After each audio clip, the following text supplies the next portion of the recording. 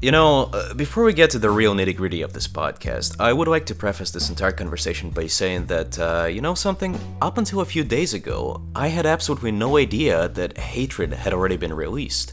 Partially because I wasn't paying too much attention to that game, but you know what the main reason is? Because there was no sudden massive spike in violence and aggression in society as a result of people playing that game.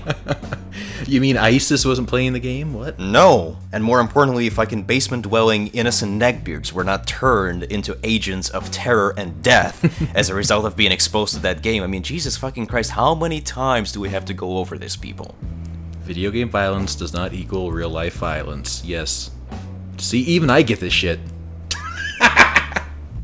And he's from Montana. That's saying a lot. Yeah, motherfucker. Yeah, the old Bible Belt country. Yep. Or as John Oliver says, it's all barbed wire and sheep fuckers. But no, it's times like these when you have to wonder about all these gaming journalists and professional moral guardians who've been campaigning against hatred for the past couple of months, calling it amoral and blasphemous. It's times like these when you have to wonder, are they lying, awake at night, realizing the fact that they've been massive fools, that they've basically been like that chicken in the children's story who was basically running around and yelling and screaming about how the sky is falling. Max, no, we've already seen what they do. They block you on Twitter. Oh, exactly. How naive of me. They don't admit their faults. They just block you on Twitter and say, well, I'm still right in my mind. Well, of course, the reason why we're once again discussing Hatred is because, as that game was approaching the release date, we've seen more and more attempts by the liberal gaming journalists and moral guardians, like in the case of Extra Credits, to try and dissuade people from playing that game because, who gives a shit about freedom of choice, am I right? And we've also seen services like Twitch, which is probably the most popular gaming streaming service out there. Basically, well, here's the thing. They didn't outright ban Hatred per se, but only a day or two before Hatred was officially launched on Steam, all of a sudden, for no apparent reason, they had decided to update their policy in order to basically ban the streaming of any adults-only games. Yeah, which is kind of given the fact there's only about maybe like 30 adult-only games, I don't personally see this as like a major, huge issue, but it does make you question whether or not that little implementation was specifically for Hatred. It does seem that way, because like you said, there is literally just, up until this point, 30 games that have an adult-only rating. I mean, one of them's Hatred and the other 29 are tentacle hentai. Of course, and as far as I know, not a lot of people were streaming those on Twitch to begin with, which is a bloody shame if you ask me, but... Max, you just need to know which ones are streaming it. you just need to look in the right places. All of a sudden you hear Rich's, oh my god! And then you hear...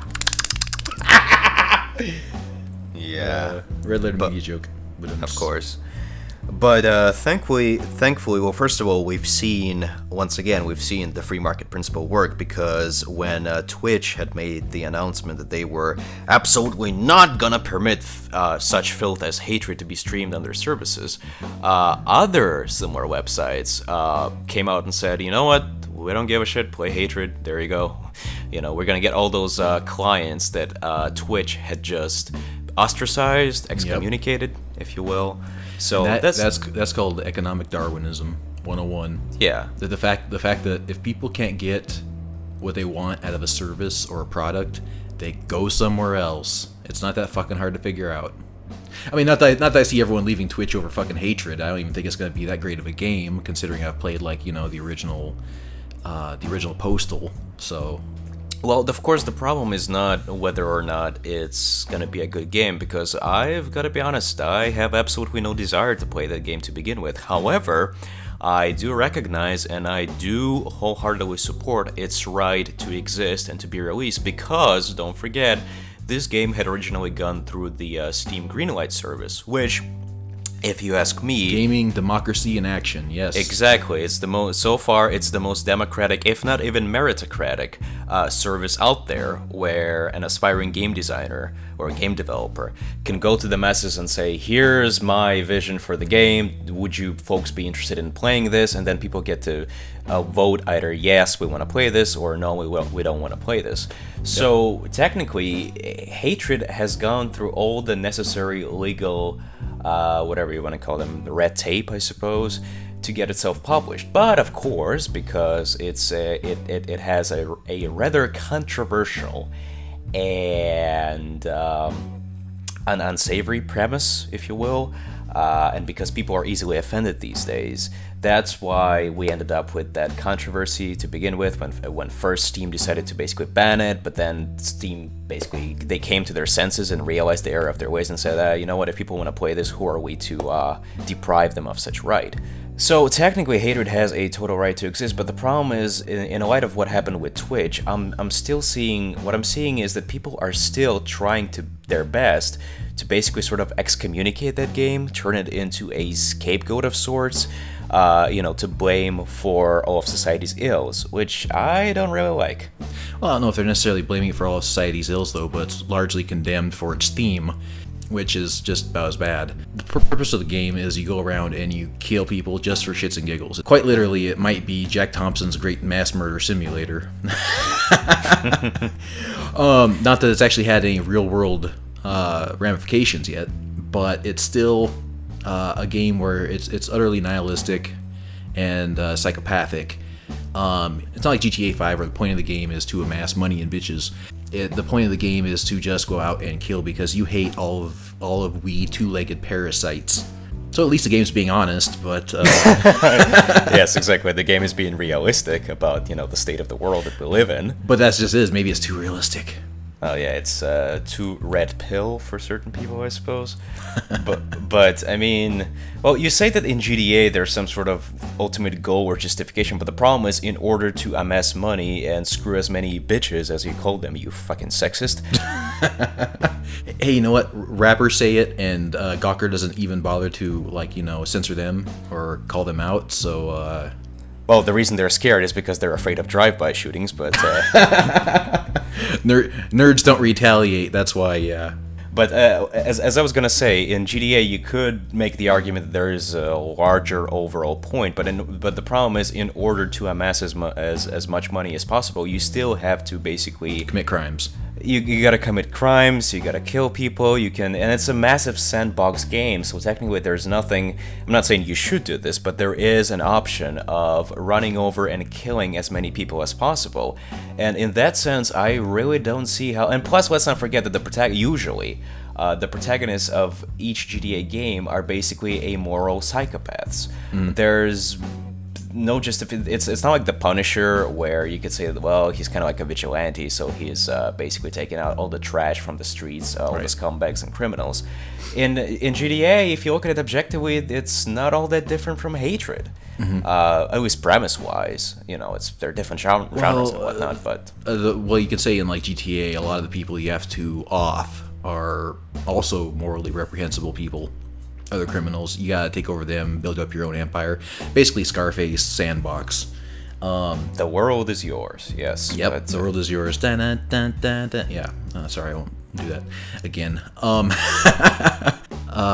But the idea of GTA 5 is it's a sandbox. You can run over people if you want to, but usually killing innocent people is rarely the any of the missions. I mean, you could do whatever you want. That's kind of the point. You could, run over a hooker after she gives you head and you can get your money back. But I can't remember that ever being a mission in any of the GTA games I've ever played. I can't imagine that being a mission. It's an option, certainly. It's an option, though. But again, the game's only, in this case, the game's almost only as bad as you are. Well, you could. I acknowledge that argument, but the problem is you could say the same thing about Hatred. If you don't want to kill anyone, first of all, you don't have to play the game. Or even if you're going to play the game, all you got to do is not shoot anyone. I'm not saying that that's going to be fun. Yeah, but you won't make it past first level, I imagine. I imagine that there's like a quota. Just like in the original Postal, you had to kill like X many people to advance to the next level. That's kind of the point. I understand that, but the argument I'm making is that if you don't want to commit all these horrific acts of virtual violence, you don't have to play the game. Yeah, just don't play the game. Good night, folks. Now for the mailbag, which we've gotten rid of. Well, the thing about, GTA and whatnot, the interesting thing about GTA is, once again, as far as like violence goes, there's a lot of gruesome, realistic violence. Maybe not to the same effect as you would see in, say, the latest Mortal Kombat game, but still, as far as like the themes and ideas present in that game, it's quite mature if you think about it. Yet, for whatever reason, that game has an M rating. Yes. And speaking of Mortal Kombat, the same thing goes for Mortal Kombat X. That game, according to ESRB.org, has an M rating despite all the highly realistic, I would say, and quite nauseating in some cases. Some of the fatalities are just like, oh, Jesus Christ. Yeah, but I wouldn't necessarily call most of them realistic. They're real looking. The gore effects are well done, and the characters look fairly realistic. But it's still falls into what I consider fantasy violence. And now this is where things get really, really hairy. Mortal Kombat violence, pulling somebody's entire gastral tract out of their mouth with telepathy, is obviously fantasy violence, which apparently gets a complete free ride when it comes to the ERB. ESRB, sorry. And hatred, on the other hand, is very, very realistic. Maybe not, the characters don't look quite as realistic as like Mortal Kombat 2, but the violence itself is very much based on realistic violence. I mean, people do go on psychopathic rampages and kill people, and I just see that they're distinguishing between these two and saying, oh, well, if it could be horrific violence that is fantasy and only gets an M rating, whereas something that I guess they might honestly believe that could lead to real life violence is giving it an adults only rating. Yeah, but that's such a slippery slope argument. Well, they believe that it might. You could say the same thing about anything. Someone might watch fucking My Little Pony and see some horrific subliminal messages like kill all the whores and whatnot, just because the viewer himself is a distraught mental patient and whatnot. And Twilight Sparkle loves you. She wants you to kill your family. Exactly. I mean, they've over the course of history they've blamed something. race riots in California. Carve a swastika in your forehead, Charlie. Oh, they've, excuse me, but over the course of history, they've accused the fucking Beatles of having some sort of subliminal demonic messages on their records. Yeah, it's a helter-skelter. It's Charles Manson again. So technically anything can be blamed for anything these days, but... and usually involves someone who is genuinely a twisted personality to begin with. A severely disturbed human being to begin with. To listen to Helter Skelter and automatically think, kill all black people! I mean, Jesus Christ. Yes, and as always, because of these people's because of this one person's inadequacies, all of us have to bear their cross or burden or what have you, and all of us have to be deprived of access to these forms of entertainment. But to go back to ratings for a second, this is what we've talked about in our MPAA video podcast. The problem with video game ratings, even though compared to movie ratings, it's a much more comprehensible, I suppose, system, because possibly because they actually list the reasons for why this game... Well, they do that in the movie ratings more recently now, too. I mean, but then, of course, it's still something vague, like, this is movies rated R for tobacco use. Yeah, but at least in the case of, video game ratings, they actually list on the back of the video game case the reasons for why this game has this or that cover. So graphic violence, strong sexual content, etc. Yeah, so viewer discretion is advised. You can actually look and see what the contents of this game and decide whether or not it's for you or if it's for the little Billy. But then again, that has not dissuaded parents from buying, say, fucking GTA 5 for their children. Yeah, for fucking a little Timmy to run over as many hookers and beat up gangbangers left and right. It's because running over hookers and killing gangbangers is God's work. Yes. That's strong ethical values, Billy, just like the Bible. Yeah. Well, speaking about Christianity and Crusades, remember that mediocre God of War knockoff that came out a couple of years ago, Dante's Inferno? Despite that, like I'm on esrb.org right now, and I'm looking at that game's rating, and it has an M rating. And the reasons why it has an M rating is because of, here we go, blood and gore, intense violence, nudity, sexual content. Now let's look at hatred, which has an adults only rating on esrb.org, and the reasons for those for such a rating are as follows: intense violence, blood and gore, strong language. And this has a 21 plus adults only rating. Meanwhile, Dante's Inferno has an M rating. For what objective reason? Well, that's probably because it's based on one of the most violent and gruesome books of all time. What, you mean the Bible? Zing! Good job, Max. I have just officially made myself a target for all the religious zealots out there. Now, you don't have to worry about the religious ones anymore. It's more like the trigger warning crowd that's the most puritanical. Well, I'm actually glad you brought that up, because this seems to be the root of the problem these days. Because, like, if you look at, historically, at all the moral panics and outrages regarding video games, and if you want to learn more about that, feel free to click on the screen right now, because there is a link to our second part of our SGW podcast that's dedicated to that exact subject matter. But what I'm trying to say here is that historically, if you look at all these moral panics about video games, like back in the 80s and 90s, obviously it was about violence with games like Mortal Kombat and Night Trap and maybe a little bit of Doom and whatnot. The early 2000s, once again, it was violence. It was Hillary Clinton saying that, these violent video games are stealing the innocence of our children. That's the job of the Catholic priests. Yes, they don't take lightly to competition. How dare video games bugger the children? That's our job. But actually, this is my larger point. The fact that, up until the mid-2000s, we've basically been combating these right-wing conservatives who are all about the Bible and the children and whatnot. But now, as if, I'd say like 3 or 4 years ago, mainly like ever since the advent of Anita Sarkeesian, it became all about sexism and misogyny and, female empowerment and hashtag you go girl, etc., etc. But now, it seems like the tables have turned once again, and we're back to arguing about video games leading to real-world violence. But here's the punchline, kids. We're not once again arguing with conservatives. Now we are arguing with liberals who originally were against people like Jack Thompson, and yet now, because, a game like Hatred has way too many trigger warnings and children don't feel safe, all of a sudden, no, I don't like this. Take this off of Steam. Ban this filth. Yes, banning. That's the word here. And I'm not saying in the slightest bit that Twitch is banning. They are banning Hatred, though, but I still think as a corporation, as their own company, they have a right to do that. They have the right to see what they do and don't want to promote.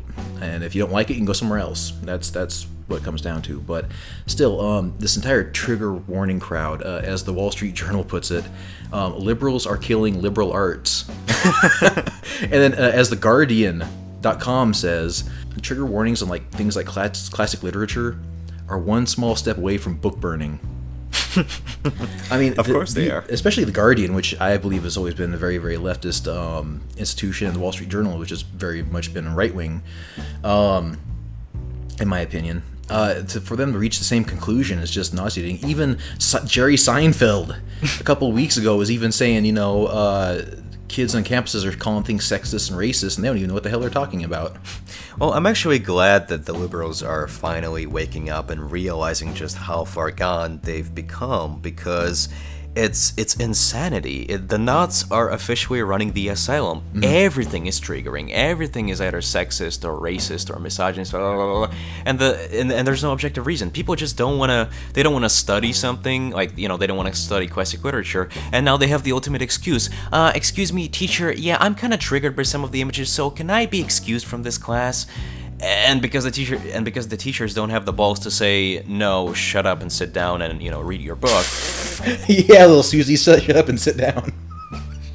Well, that's the problem. I mean, what you're forgetting here is that these are not adults. They're, yes, legally some of them are old enough to drive and drink and whatnot, but still, you have 20-something-year-olds who have not yet had any kind of real world experience. They've never experienced any real hardships or bigotry, etc. They're just college students, and what do college students want to do? They want to fuck, they want to fornicate, they want to get drunk, they want to have parties. The last thing they want to do is they want to study.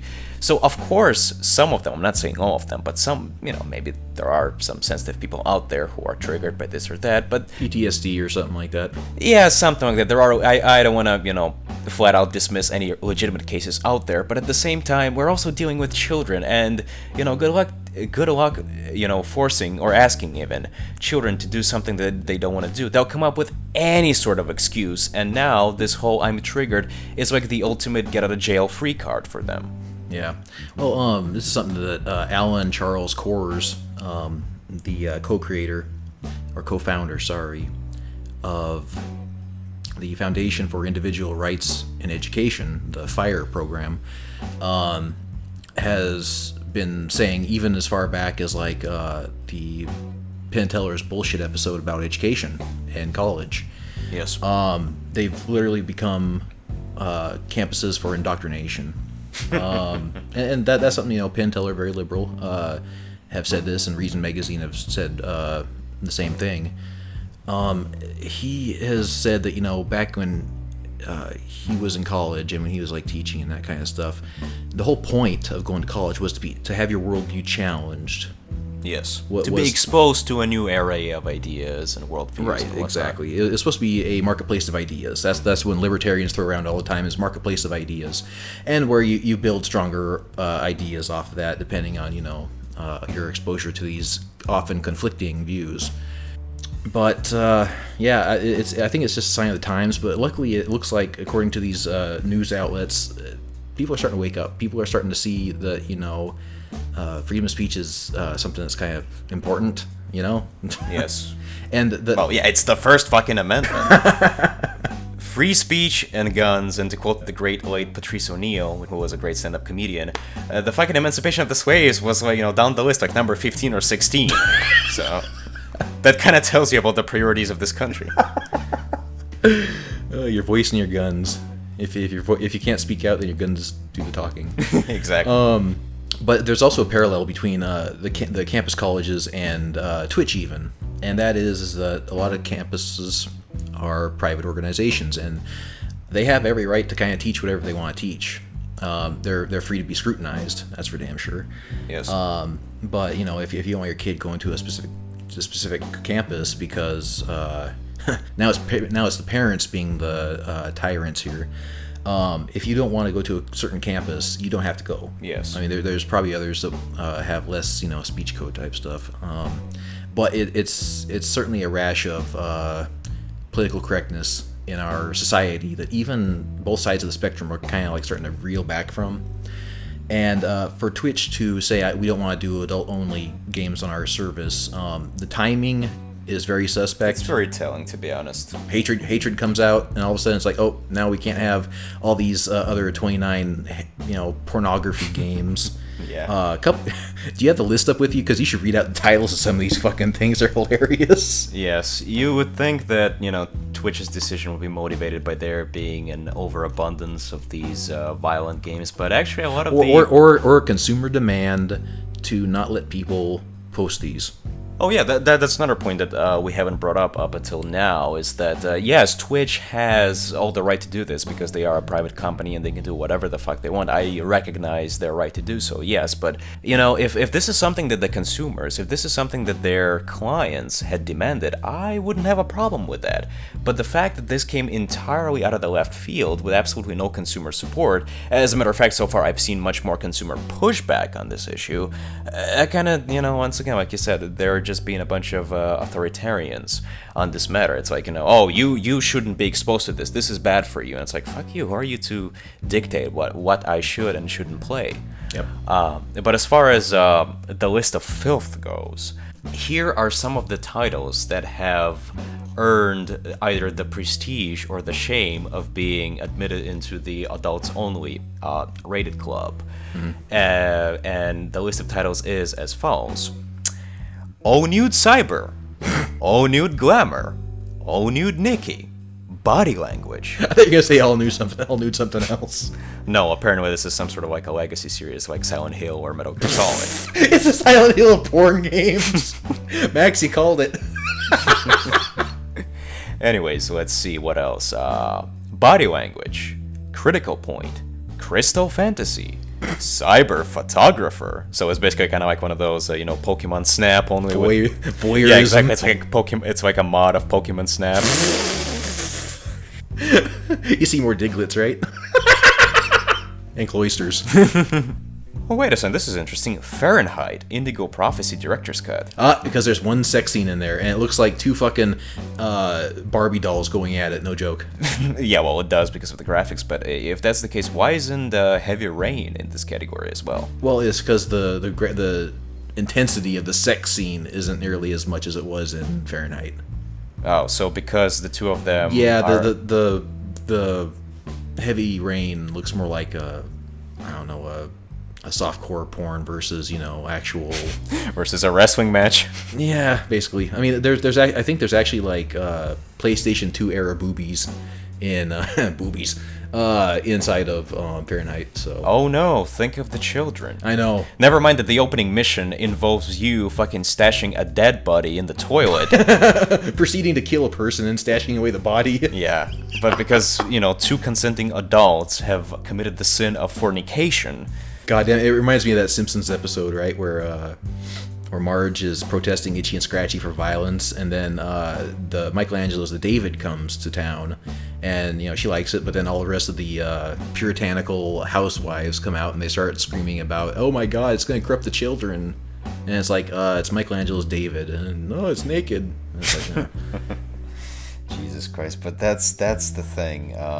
As far as video games go and whatnot, it does seem that we have entered what I personally call a new age of Puritanism, where it's no longer associated with the church, religion, conservatism, and whatnot. No, and nowadays it's unfortunately the liberals who are doing all the self-censorship, first of all. And if that were the case, if they were just censoring themselves and like, look, we don't want to offend people and whatnot, you know what, it's their right, they can do whatever the fuck they want. But the fact that they're imposing their value system, their belief system, if you will, on other people is what has me worried. And also the fact that we're not going to start talking about cakes, are we? I'm joking. I'm not getting the reference. Better you don't. Remember the whole gay cake thing? No, I don't. Well, kids, that's your homework today. Go on Google and type in gay cakes. But no. And while you're at it, check out Meat Spin and Lemon Party as well. Go Desi. That too. Well, again, I still believe that businesses have the right to post what they approve of and what they don't, and if their consumers don't like it, they go somewhere else, and that usually affects business models. Just look at Steam. Mm-hmm. I mean, the most recent version I can think, or the most recent example I can think of, where the people who are buying stuff from Steam kind of said in one loud voice, we don't want to have to pay for mods, and Steam backed off. Yes. So people do have control over their companies to an extent. Same thing here. If Twitch, if you can't play your Crystal Fantasies game yes, on Twitch, and it so offends you, you got to go somewhere else, then by all fucking means. Again, I think hatred was, the timing was suspicious. I imagine Twitch probably doesn't agree with the game, and that's their right. If another streaming company says, come on, let's do it, then people can go there. And they might actually, gain some market share. That's fine. Nothing wrong with that. Absolutely.